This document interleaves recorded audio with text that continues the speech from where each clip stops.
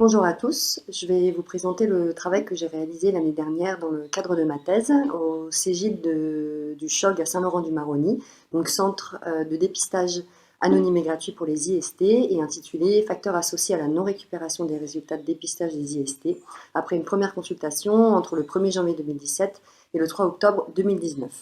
Ce travail de thèse avait été encadré par le docteur Agostini, médecin de santé publique au CHOG.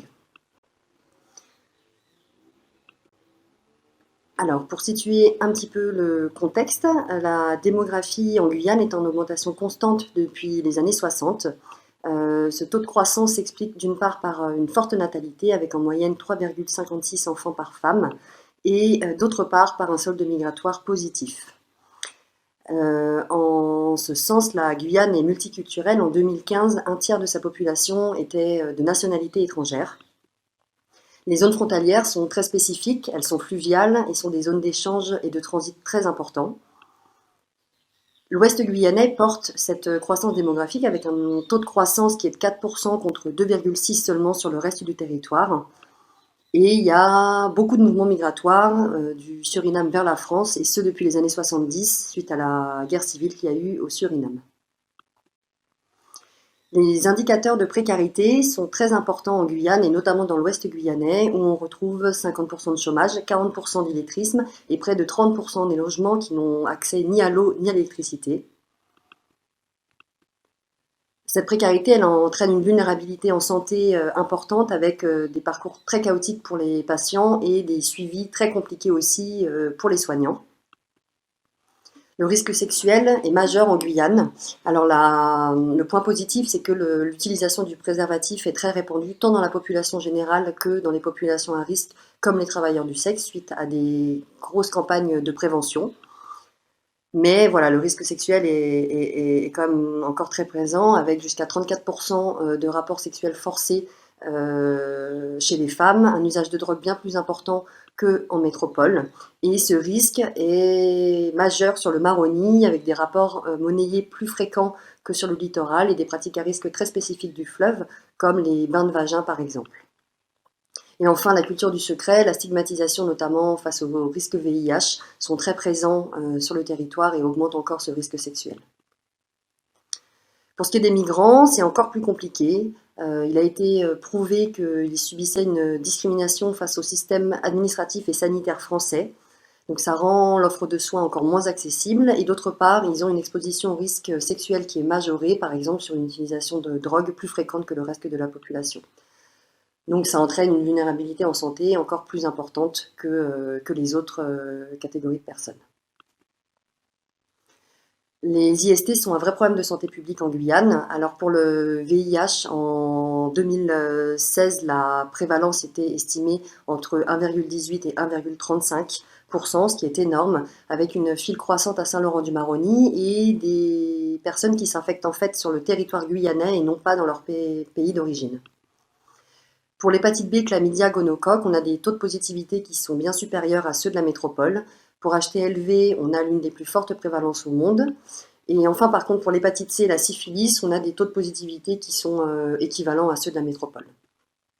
Alors la bonne nouvelle, c'est que en Guyane, on se dépiste beaucoup plus pour la plupart des IST que le reste de la métropole.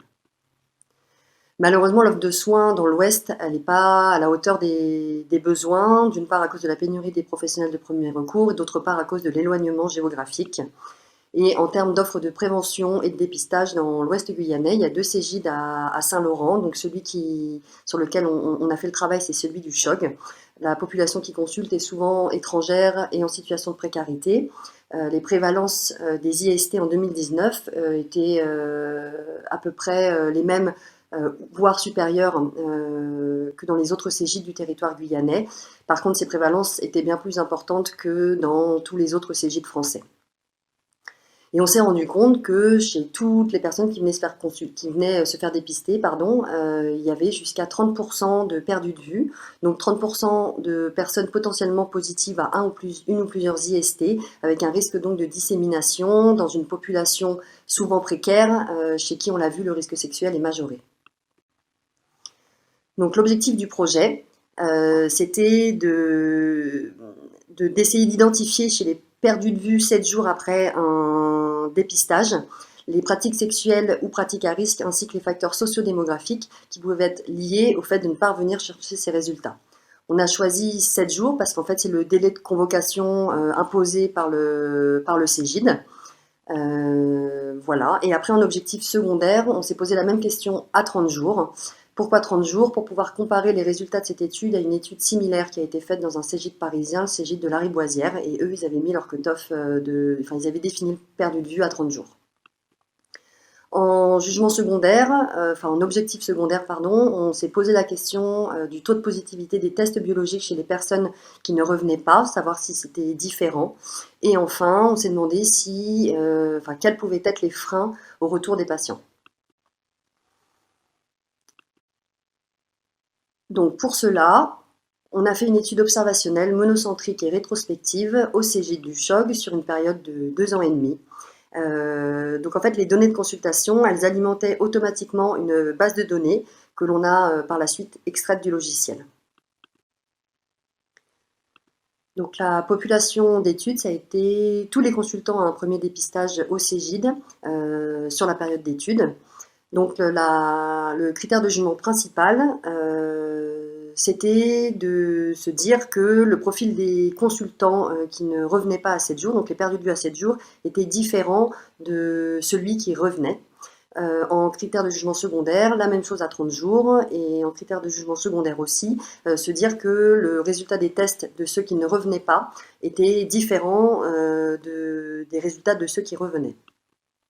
Donc pour ça, on avait 4 types de catégories de variables, des variables sociodémographiques comme l'âge, le sexe, le pays d'origine, les pratiques sexuelles ou à risque, comme pratiquer le multipartenariat, l'utilisation du préservatif, les motifs de consultation, ça pouvait être de la routine, un accident de préservatif, un doute sur le partenaire, et enfin les résultats des tests qu'on avait donc dans la base de données.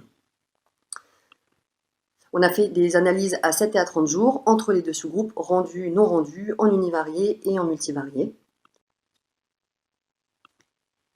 Et enfin, pour le dernier objectif, donc de savoir s'il y avait des facteurs limitant le retour en consultation, on a fait une enquête flash d'une quinzaine de jours où on proposait systématiquement aux consultants un questionnaire. On leur demandait s'ils pensaient venir chercher leurs résultats, quels pouvaient être les facteurs, les raisons qui les empêcheraient de venir les chercher.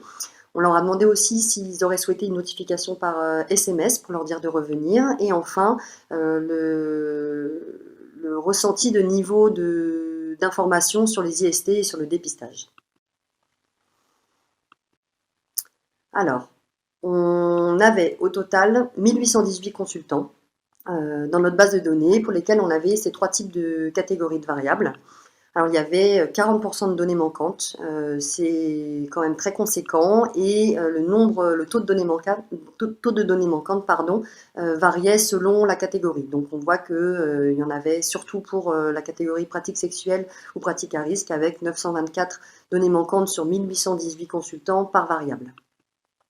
Pour ce qui était des caractéristiques sociodémographiques, il était intéressant de souligner que près de 50% des consultants étaient d'origine guyanaise, 50% sans profession, un quart n'avait aucune couverture sociale, la grande majorité a déclaré avoir un téléphone, et enfin la variable recours à un interprète, on a eu du mal à l'interpréter, si on peut dire, parce qu'en fait elle était très peu remplie, donc c'était compliqué de savoir si c'était du oui ou du non, donc le chiffre était vraiment peu interprétable.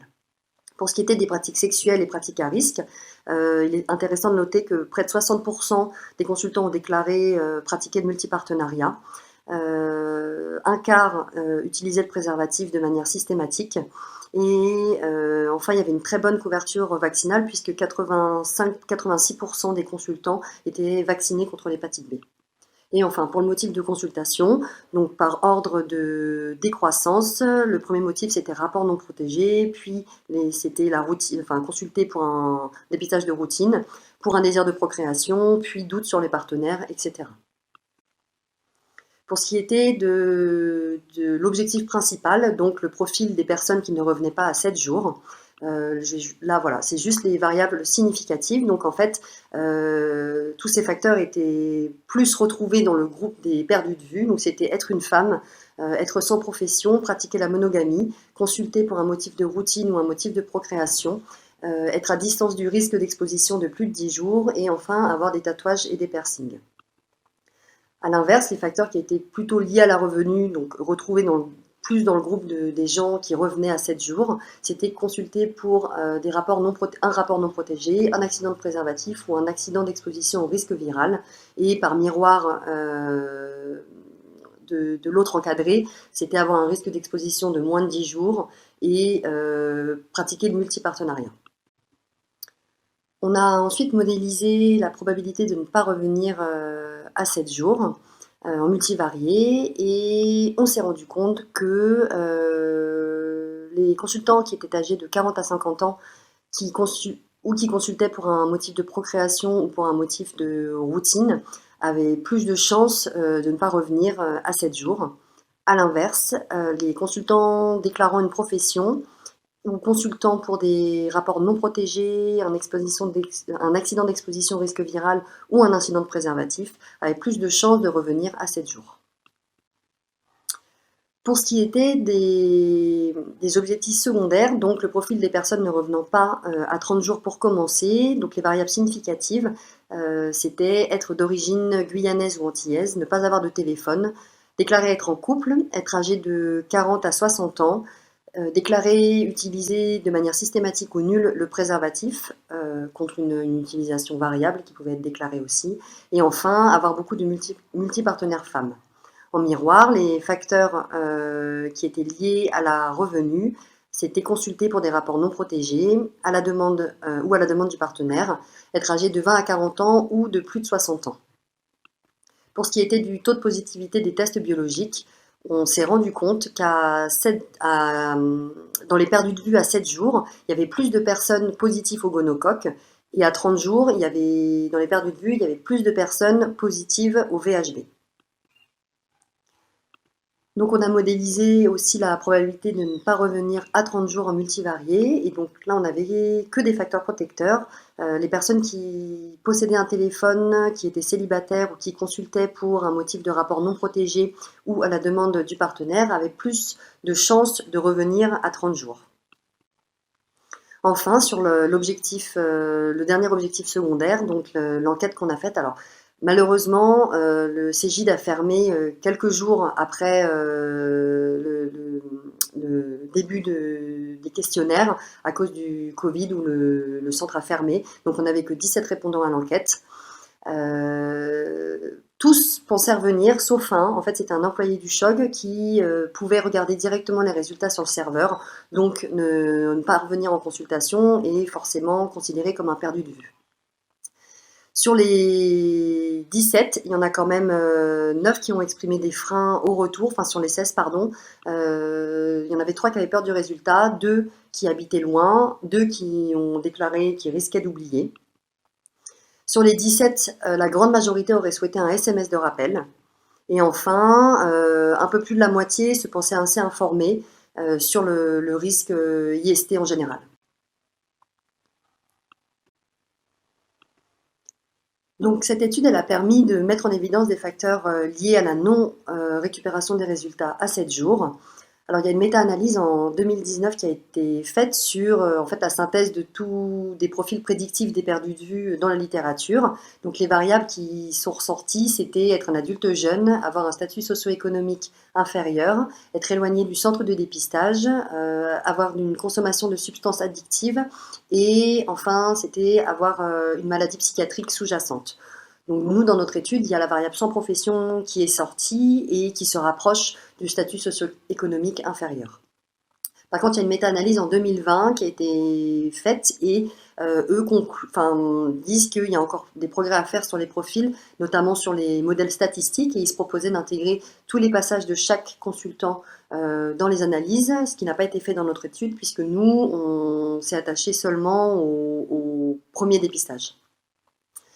Les résultats permettent de penser que la population elle est assez bien sensibilisée lors d'une prise de risque sexuel puisque consulter pour un motif de rupture de préservatif ou un rapport non protégé faisait plus revenir les gens, de même que les gens qui pratiquent le multipartenariat. Par contre, pour ce qui est du dépistage en test de routine, il y a peut-être encore un travail à faire puisque la variable test de routine était beaucoup plus retrouvée chez les gens qui ne revenaient pas. Et ce, malgré la prévention qui est faite spécifiquement là-dessus. Là, c'est une affiche qui a été diffusée il y a 2-3 ans à Saint-Laurent, où justement c'était pour sensibiliser les gens à faire un test de manière routinière. Et enfin, les personnes qui consultaient pour un motif de procréation revenaient moins. Alors on peut se demander si c'est pas parce qu'elles faisaient, pour les femmes en tout cas, elles faisaient leur suivi de grossesse ailleurs. Elles venaient au Cégide faire le test de grossesse et le dépistage en même temps, test positif, donc on fait le suivi ailleurs, par exemple à la maternité du Chog. Et ça pourrait être dans ce cas-là un facteur explicatif au fait que les femmes revenaient moins que les hommes chercher les résultats. Donc pour ce qui était de l'objectif secondaire, les facteurs liés à la non-récupération à 30 jours, alors en fait il n'y avait qu'un seul facteur commun à 7 et à 30 jours, qui étaient les rapports non protégés. Donc clairement ça rend difficile l'élaboration d'un profil prédictif de perdu de vue, puisqu'on n'arrive pas à avoir plus de facteurs communs à 7 et à 30 jours. On avait comparé donc les résultats à 30 jours au Cégide de la Riboisière et donc on avait une variable commune aux deux études, c'était l'âge. En effet, les 20 à 40 reviennent plus que les autres. Il était intéressant de souligner que les consultants d'origine étrangère revenaient plus que les consultants d'origine guyanaise ou antillaise. Donc ça permet de cibler les mesures de prévention. Et enfin, le téléphone est probablement un bon outil de rappel puisque en fait au Cégine on rappelle les gens lorsque les résultats sont positifs. Et là, à 30 jours, on s'est rendu compte que dans les gens qui revenaient, c'était les gens qui avaient déclaré avoir un téléphone. Et pour ce qui était de l'enquête flash qu'on a faite, alors on peut penser qu'il y a encore des progrès à faire en termes d'information de prévention, puisqu'il y a la moitié qui ont déclaré ne pas se sentir assez informés. Et enfin, se poser la question de l'intérêt du SMS comme outil de rappel, puisque la grande majorité des consultants auraient souhaité avoir le SMS pour leur signaler la disponibilité des résultats. Et pour ce qui était du taux de positivité des tests, il y a clairement un risque de dissémination puisque on s'est rendu compte que dans les perdus de vue à 7 et à 30 jours respectivement, les gens étaient plus positifs au gonocoque et à l'hépatite B. Alors, la force principale de l'étude, c'était le nombre d'inclus. On avait quand même une grosse cohorte. On avait un outil de recueil qui était standardisé. Et pour les limites et biais, la principale limite, c'était le taux de données manquantes, qui peut s'expliquer par un nouveau logiciel. La date de début d'étude, c'est la mise en application de ce logiciel. Il y avait des questions qui étaient quand même très intimes à poser. Donc forcément, ça générait un manque de puissance et on avait aussi un biais d'interprétation puisqu'il y avait énormément de variables qui étaient peu, voire pas renseignées. Il faut faire aussi attention avec les données déclaratives dans une ville transfrontalière. Par exemple, les personnes déclaraient en grande majorité vivre à Saint-Laurent-du-Maroni, mais on sait qu'en pratique, ils pouvaient vivre plus loin sur le fleuve, voire en face au Suriname, et là, ils n'allaient pas forcément le déclarer d'eux-mêmes. Et enfin, le téléphone, il y avait des personnes qui déclaraient des téléphones qui, en fait, n'étaient pas le leur parce que tout simplement, ils n'en avaient pas. Donc, c'était le téléphone de quelqu'un de la famille. Donc, si on les appelait, on ne tombait pas forcément sur la personne concernée. Donc, ça compliquait un peu les mesures de rappel. Donc, ça a pu apporter des biais. Et enfin, l'enquête, le contexte sanitaire a limité l'impact des résultats de notre enquête. Donc là, actuellement, au Cégide, après une première consultation, on remet une convocation écrite aux consultants leur disant de revenir à 7 jours et on les appelle en cas de résultat positif. Alors les hypothèses pour les perdus de vue, on en a plusieurs. La première, c'est la sous-traitance du laboratoire du CHOG. En fait, parfois, ils envoient les résultats, notamment de gonocoque et chlamydia, en métropole. Donc là, on peut avoir des délais de rendu qui vont jusqu'à 3 mois.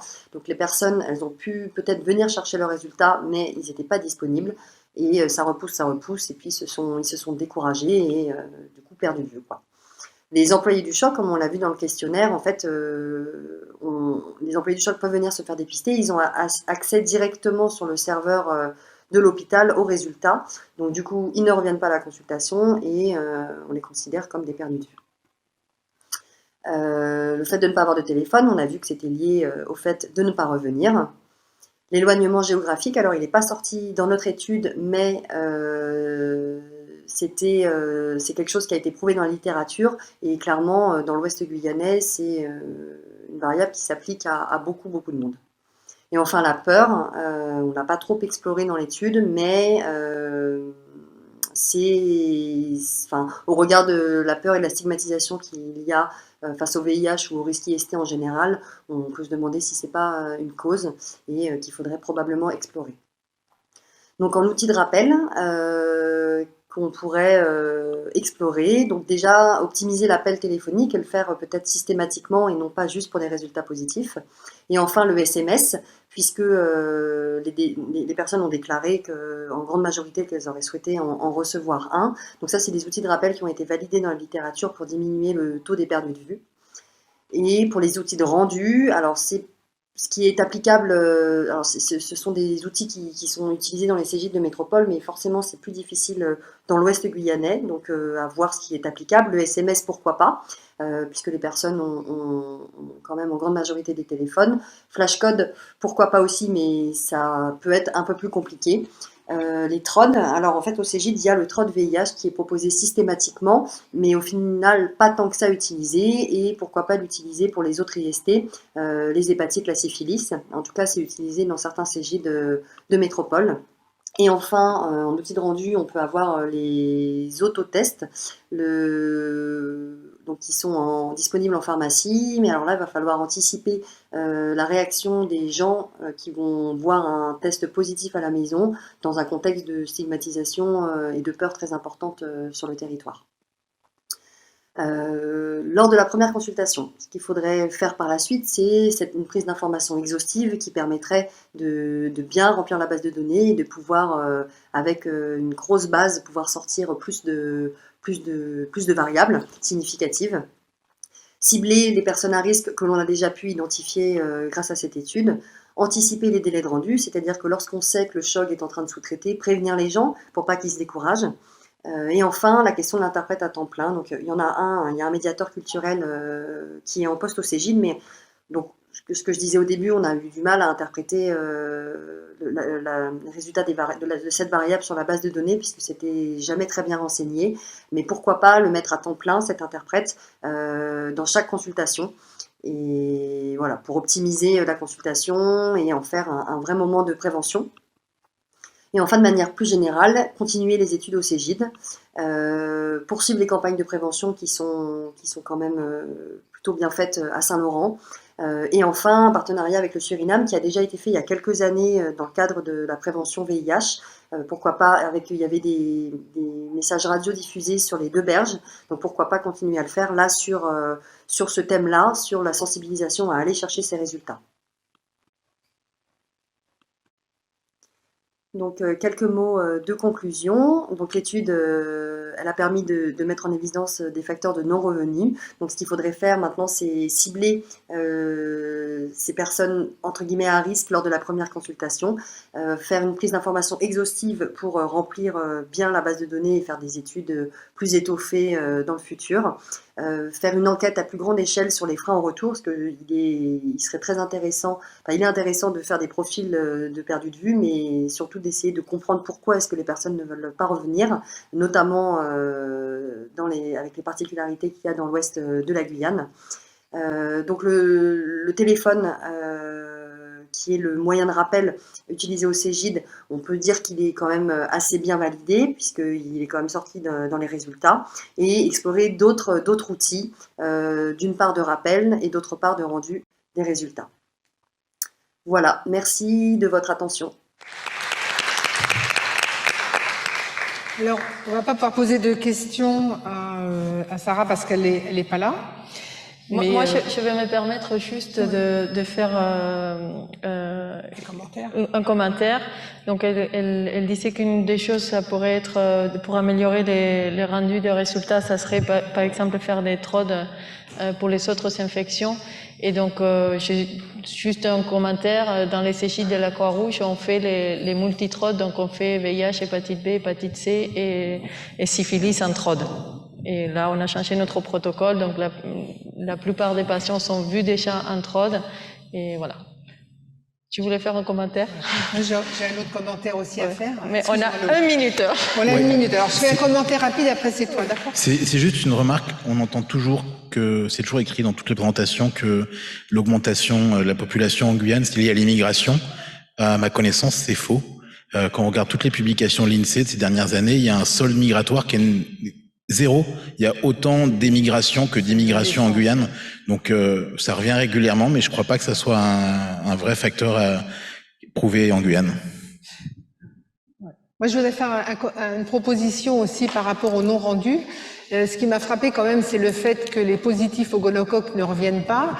Ça me paraît évident que quand ils sont soulagés et que cliniquement ils sont bien, ils sont moins motivés pour venir récupérer leurs résultats puisqu'ils sont traités de façon systématique sur les signes cliniques après le prélèvement.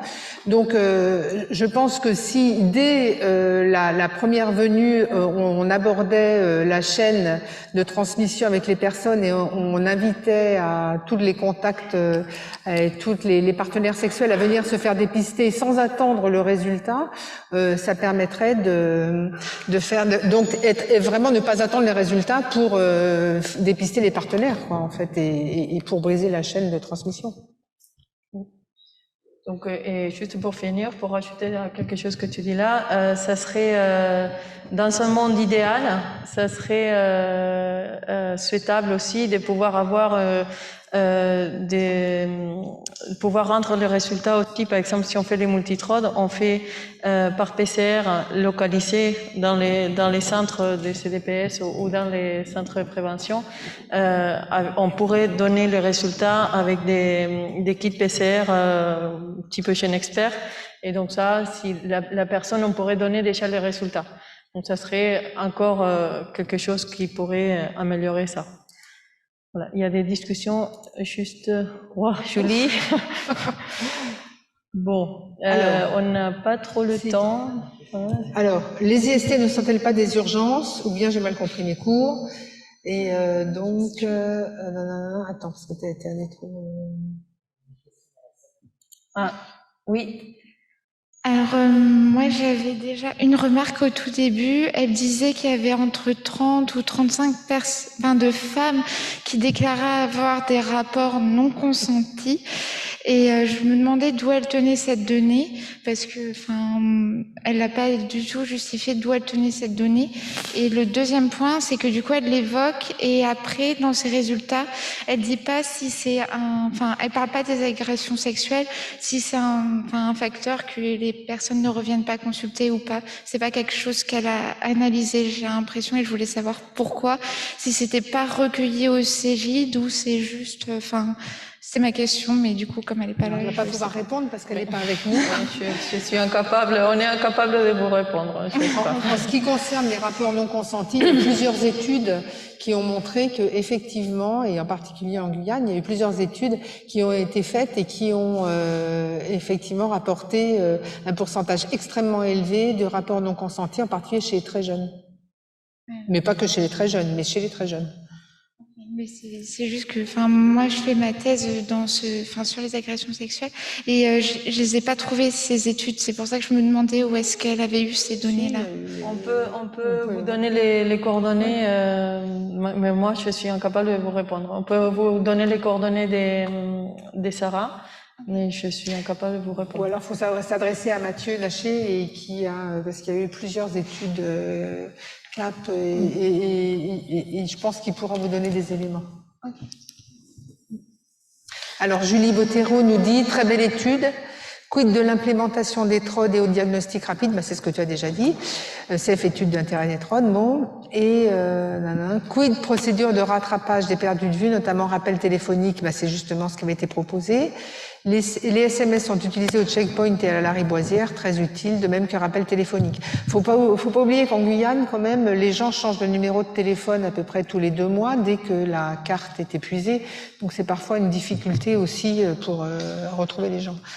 Et puis, les IST ne sont-elles pas des urgences? Ou bien, j'ai mal compris mes cours, nota bene, possibilité de dépister PCR, CLAM et gono avec Cepheid ou autres, à explorer avec labo de bio sur CHOG, et surtout intérêt des TROD. Mais bon, c'est ce qui est déjà mis en place au CGID de la Croix-Rouge, donc ça, c'est certainement un point très important à développer, oui.